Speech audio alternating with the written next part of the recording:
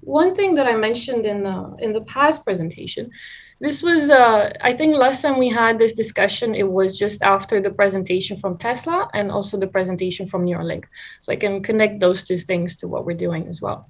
So they did present their Tesla bot, and it looks like this. And what is interesting about the Tesla bot, it's also connected to the fact that at Tesla, people have noticed that they are dealing with a lot of video data, and it makes sense to emulate the brain in order to better understand it.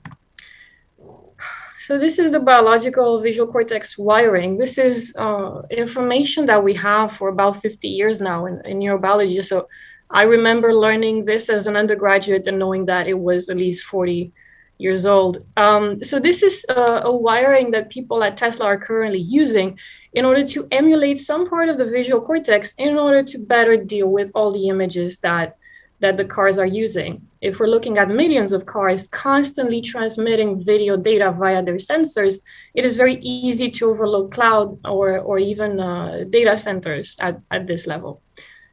So one thing that they obtained just after a superficial overview of how the visual cortex works and what I briefly explained in the first slide, basically they're using a recurrent neural network. It's a very crude estimation of what the visual cortex might be doing. But as you can see, instead of seeing entire videos and having 3D models of millions of images, they managed to extract the borders of the road, which is actually really important. And come to think of it, the trees around the houses and everything else is not something that you need to have in your algorithm. The algorithm doesn't need to process all that. So this is already a step forward, and it's actually much more similar to how your eyes are processing the world.